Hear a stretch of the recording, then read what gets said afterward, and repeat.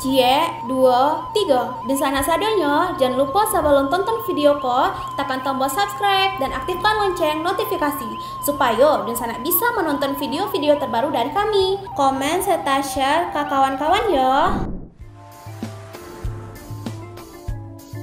Buya Hamka dikenal sebagai sastrawan berpengaruh dalam dunia sastra Indonesia. Beliau telah banyak menghasilkan karya-karya fenomenal dan menyentuh hati. Tak hanya itu, ada juga makna dan hikmah yang dapat dipetik di dalamnya. Dalam karya-karyanya itu, Buya Hamka kerap menyelipkan kata-kata bijak yang menginspirasi para pembaca. Berikut 50 kata-kata bijak Buya Hamka tentang kehidupan hingga cinta. Tetapi Tuhan, kemustahilan itulah yang kerap kali memupuk cinta. Bahwasanya cinta yang bersih dan suci, murni, itu tidaklah tumbuh dengan sendirinya. Kadang-kadang cinta bersifat tamak dan loba, kadang-kadang was-was dan kadang-kadang putus asa. Jelas bahwa rumah tangga yang damai adalah kombinasi antara kekuatan laki-laki dan kelembutan perempuan. Cinta itu adalah perasaan yang mesti ada pada tiap-tiap diri manusia, ia laksana setetes embun yang turun dari langit, bersih dan suci. Satu hati lebih mahal daripada senyuman. Satu jiwa lebih berharga daripada sebentuk cincin. Bangun kekasih oleh orang Melayu. Belahan asli dari keturunan bercampur darah dari masa lalu adalah kesamaan takdir menjadi kenangan. Takut akan kena cinta, itulah dua sifat dari cinta. Cinta itulah yang telah merupakan dirinya menjadi suatu ketakutan. Cinta itu kerap kali berupa putus harapan, takut cemburu, hibah hati dan kadang-kadang berani. Tidak peduli seberapa besar atau berat perselingkuhannya, jangan dihadapkan pada wajah yang keriput, kerutan pada wajah dengan sendirinya menambah kerutan pada pekerjaan. Cinta bukan mengajar kita lemah, tetapi membangkitkan kekuatan. Cinta bukan mengajar kita menghinakan diri, tetapi menghembuskan kegagahan. Cinta bukan melemahkan semangat, tetapi membangkitkan semangat.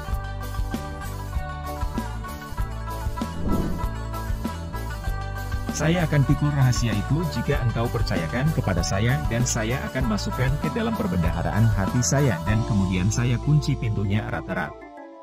Kunci itu akan saya lemparkan jauh-jauh sehingga seorang pun tak dapat mengambilnya ke dalam lagi. Tegakkan cita-cita lebih dahulu sebelum berusaha. Membaca buku-buku yang baik berarti memberi makanan rohani yang baik. Kecantikan yang abadi terletak pada keelokan adab dan ketinggian ilmu seseorang. Bukan terletak pada wajah dan pakaiannya. Kalau hidup sekadar hidup, babi di hutan juga hidup. Kalau bekerja sekadar bekerja, kera juga bekerja. Kemerdekaan suatu negara dapat dijamin teguh berdiri apabila berpangkal pada kemerdekaan jiwa. Kegunaan harta tidak dimungkiri. Tetapi ingatlah yang lebih tinggi ialah cita-cita yang mulia.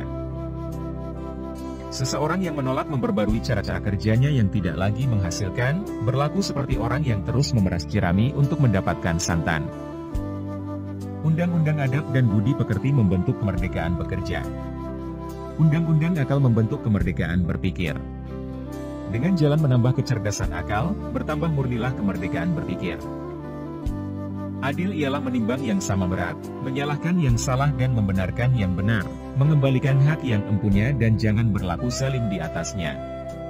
Berani menegakkan keadilan, walaupun mengenai diri sendiri, adalah puncak segala keberanian. Jangan takut jatuh, karena yang tidak pernah memanjatlah yang tidak pernah jatuh. Yang takut gagal, karena yang tidak pernah gagal hanyalah orang-orang yang tidak pernah melangkah. Jangan takut salah, karena dengan kesalahan yang pertama kita dapat menambah pengetahuan untuk mencari jalan yang benar pada langkah yang kedua. Tuhan menilai apa yang kita beri dengan melihat apa yang kita simpan. Bertobat tidak hanya berarti menyesali dosa tetapi juga membenci dosa. Tali terkuat sebagai tempat ketergantungan adalah tali pertolongan Tuhan. Waktu bagi orang Islam adalah sesuatu yang harus dipertanggungjawabkan. Iman tanpa ilmu bagaikan lentera di tangan bayi. Namun ilmu tanpa iman, bagaikan lentera di tangan pencuri. Al-Quran yang dibaca dengan baik, adalah tanda jiwa yang penuh dengan makanan bergizi. Janji Tuhan sudah tajalli, mulialah umat yang teguh iman. Allah tak pernah mungkir janji, tarikh riwayat jadi pedoman. Satu-satunya alasan kita untuk hadir di dunia ini adalah untuk menjadi saksi atas keesaan Allah. Agama tidak melarang sesuatu perbuatan kalau perbuatan itu tidak merusak jiwa. Agama tidak menyuruh kalau suruhan tidak membawa selamat dan bahagia jiwa.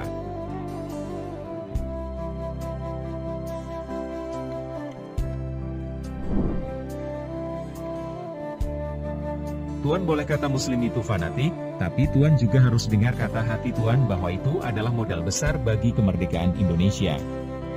Untuk Tuan tahu, itu bukanlah fanatik, itu adalah gairah. Air mata berasa asin itu karenanya air mata adalah garam kehidupan. Orang berakal hidup untuk masyarakatnya, bukan buat dirinya sendiri. Kita memang hanya akan dipertemukan dengan apa-apa yang kita cari. Emas tak setara dengan loyang. Sutra tak sebangsa dengan benang. Bahwasanya air mata tiadalah ia memilih tempat untuk jatuh, tidak pula memilih waktu untuk turun. Sebesar-besar atau seberat-berat urusan, jangan dihadapi dengan muka berkerut, kerut muka itu dengan sendirinya menambahkan lagi kerut pekerjaan itu. Di belakang kita berdiri satu tubuh yang bernama nasib, di sana telah tertulis role yang akan kita jalani. Tahan menderita kepahitan hidup sehingga penderitaan menjadi kekayaan adalah bahagia. Saya merasa ingat kepadanya adalah kemestian hidup saya, rindu kepadanya membukakan pintu angan-angan saya menghadapi zaman yang akan datang. Lebih banyak orang menghadapi kematian di atas tempat tidur daripada orang yang mati di atas pesawat.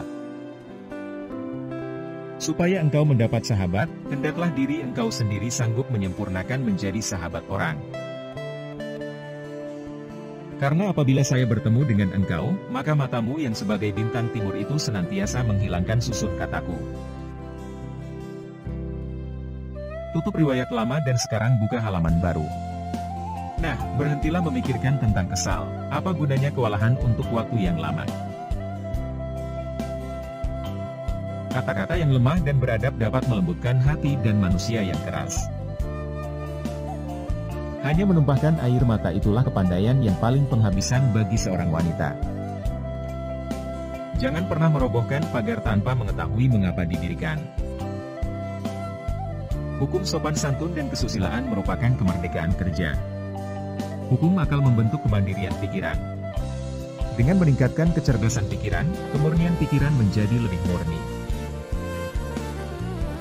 Anak lelaki tak boleh dihiraukan panjang, hidupnya ialah buat berjuang.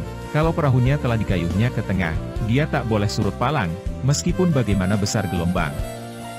Biarkan kemudi patah, biarkan layar robek, itu lebih mulia daripada membalik haluan pulang. Kehidupan itu laksana lautan. Orang yang tiaga berhati-hati dalam mengayuh perahu, memegang kemudi dan menjaga layar, maka karamlah ia digulung oleh ombak dan gelombang. Hilang di tengah samudra yang luas. Tiada akan tercapai olehnya tanah tepi.